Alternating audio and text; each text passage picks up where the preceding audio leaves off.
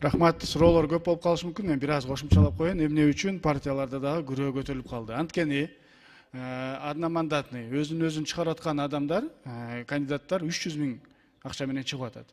Демек, алар 300 менен чыкса, партиялардагы 30 жерге 30 кишини чыгарганда, ал деле все равно 300 000 төлөгөндө аягы келип 9 миллион болот.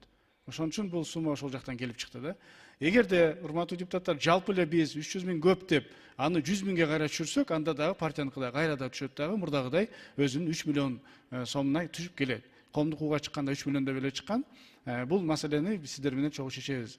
Анан биз атайын бир партияларды биз көп төлөнгө дайынбыз, башкалар төлөбөй калып калсын дегенден алыспыз. Биз просто биринчи кезекте баягы одномандатныйлардын өзүн чыгарып аткан депутаттардын системасын күтүп атабыз. Эгерде бул өтүп кетсе, анда биз анын артынан эле партияны теңдештириш керек болуп калат. Ошол эле маселе залог боюнча, неме боюнча, жанагы фонд боюнча. Фонд боюнча дагы, агитаторлор боюнча дагы биз карап атабыз. Агитаторлордун саны 500-дөн 1000ге көтөрүлдү. Демек, партиялардыкы 10 000 бойдон калып калбайт да. Кантип биз анда 30 кандидатка 10 000 бөлүп беребиз кандидаттарды. Биз да ал жерде партияныкын көбөйттүк да. Мындайча айтканда, азыр бардыгы анда мандатныйларды күтүп отурабыз. Рахмат. Долбоорунун демилгечилеринин бири катары урматтуу Балбак Сарылыкович, өзүңүз билесиз, 2005 жылы бир мандаттуу шайлоо округунда депутаттыкка талапкердин күрөөсү 30 000 сом болгон. 30 000 сом 2005 жылы. Андан бери 20 жыл өттү. Бул канча инфляция өстү. Бүгүнкү күндө 300 000 сом, бүгүнкү 300 000 сом. Ошол 2005 жылкы 30 000 сомдон арзан. Ошол кездеги 30 000ден арзан. Бул бир. Экинчиси, эмне үчүн биз дароо эле арыз жазганда банкка төлөгөн 300 000-ин кошо квитанциясын алып барып, анан катталсын деп. Себеп дегенде, өзүңүздөр билесиздер, президенттикке 87 адам коюп алат, депутаттыкка 150 адам коюп алат. Анан күрөөсүн төкпөйт, дагы акыркы күнгө чейин содалашат. Күтүп отурат, ким келет, кайсы депутат менен содалашам деп.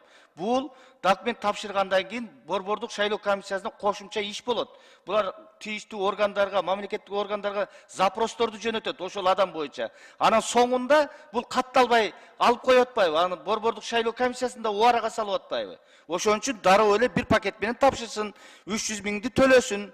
Анан арыз жазсын. Антпесе борбордук шайлоо комиссиясын ашыкча ишке салып атат. Анан соңунда алып коет, эсептешип туруп, содалашат.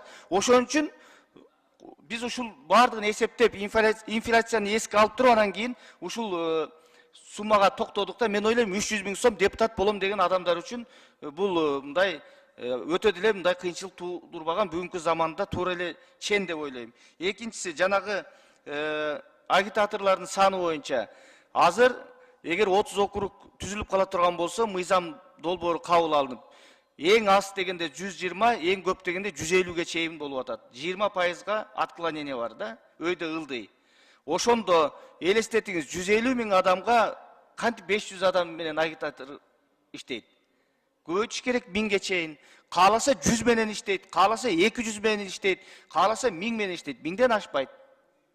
Мына ушул моменттердин баардыгын эске алганбыз. Ал эми жанагы партиялар боюнча 9 миллион деген. Эгерде бир партия болгону 10 округтан койсо 3 миллион төлөйт, 5 округтан койсо 1,5 миллион эле төлөйт. А 30 округтан бирден чыгарга турган бул демек күчтүү саясий партия. Алын төлөгөнгө мүмкүнчүлүгү болот. Мына ушулардын баардыгын биз эске алганбыз да.